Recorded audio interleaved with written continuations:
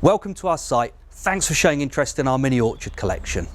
It's really going to transform the way you grow your own fruits in your garden, not just this year, but for the next 40 to 50 years. So what do you get?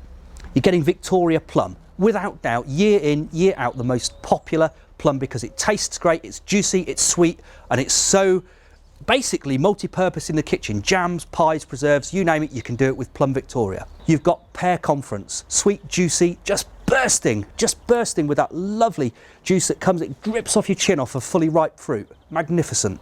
Then you've got Braeburn apple, without doubt the UK's most popular eating apple, and deservedly so. It's crisp, it's tangy, it's juicy, and it will last for many, many weeks after picking, up to 12 weeks from picking.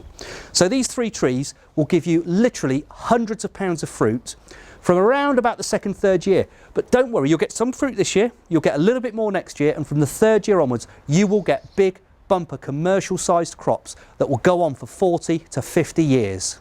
These are the commercial grade trees. They're on special roots. They've been grafted, and I'm going to explain that to you in a few minutes. So you've got these special roots which stop the tree getting too big. However big or small your garden, even if you want to grow these in pots on the patio, you can, because they'll never get taller than approximately 6 foot after 10 years.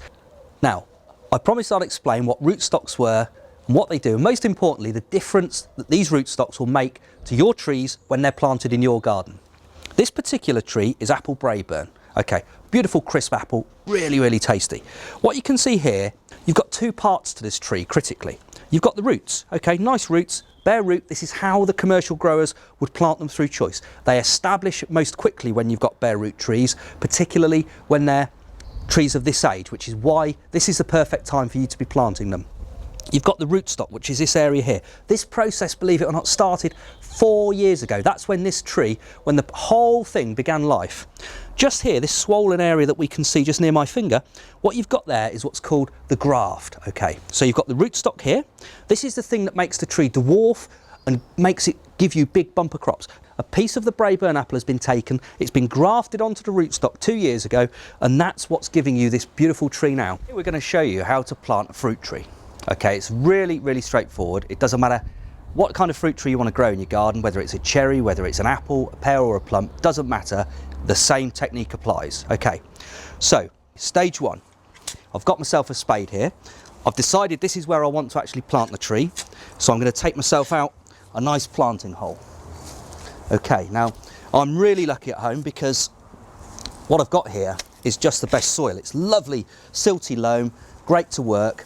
And of course, many of you guys at home will have similar soil, but it doesn't matter. Again, it doesn't really matter what the soil type is. You can grow them in any soil. So here we are, planting hole. You can see here, I'm taking it down to a reasonable depth. Okay, one more spadeful. Right, I'm going to pop my spade there for a minute. This is one of the really important tricks now. When you're planting any tree in the garden, get yourself a fork. This is my favourite fork. Just fork over the bottom of the hole. And people say, well, why'd you do that? One of the reasons you would do that is because it allows the roots to penetrate deeper and wider into the soil. Now, because I've fluffed that up a little bit, I perhaps just need to take a small amount additionally out. Now, the next step. When you plant trees, one of the most important things is to pop some food in. This is bloodfish and bone. You'll see this in the fertiliser section of the website. Just dust some of this on, literally around about that much, because again, this is an opportunity to feed this tree so you get it off to the best possible start. Okay, then just fork that in. Okay, now here's the tree. Again, top tip here, get yourself a bucket of water. Okay, now I've got a good bucket here. I'm just going to top that up a bit more. Okay, I think that'll probably do. That's round about halfway up. I'm just going to pop this in, and I'm going to give those roots a really good soak. Doesn't need to be too long, you know, a minute, 2 minutes, just as long as you've got. But what it's doing is it's just bringing those roots back to life, tenderising them, if you like, so that they're ready to start drawing liquid up. Now, the next job is position it in the planting hole. What you'll see here, the graft mark here, which is just above the soil level, I can do this by eye. if you're not sure, get a piece of wood and lay it across the top of the hole as a guide. Okay, and now all I'm going to do is I'm just going to put a little bit of this soil just in there, just gently. And then here's a trick that was shown to me by one of my horticultural college lecturers. If you just give the tree a little shake, it just allows the soil to get in there among those delicate roots, okay? Now, again, I think that's nicely upright, so I'm quite confident here to just backfill a bit more soil. And this is one of the most important stages, so I'm happy it's upright. There we are. I'm just now going to firm the soil in. Doesn't have to be really hard, but put your full body weight on there. Okay, that's looking good. So off we go. Bit more soil around here.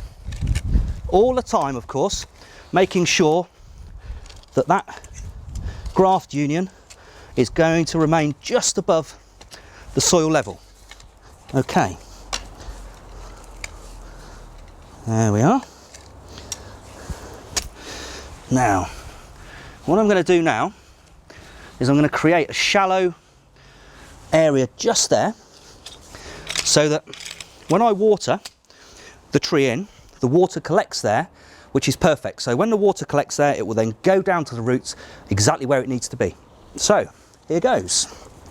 The tree's in. I'm happy with its position. I'm happy it's straight. In we go with some water.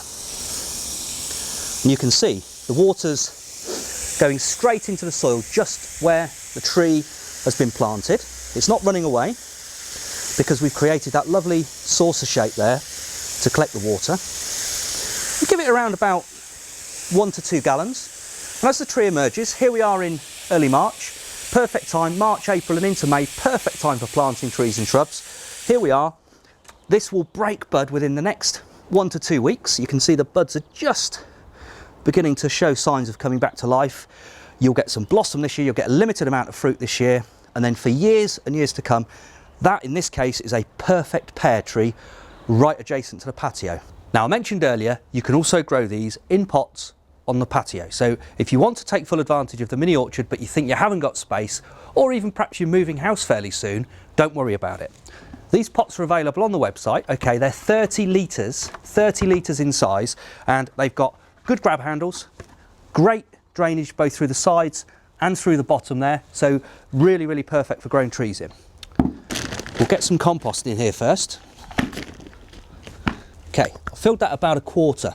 Bloodfish and bone, important slow release nutrient for the plants here. We've had our tree soaking now.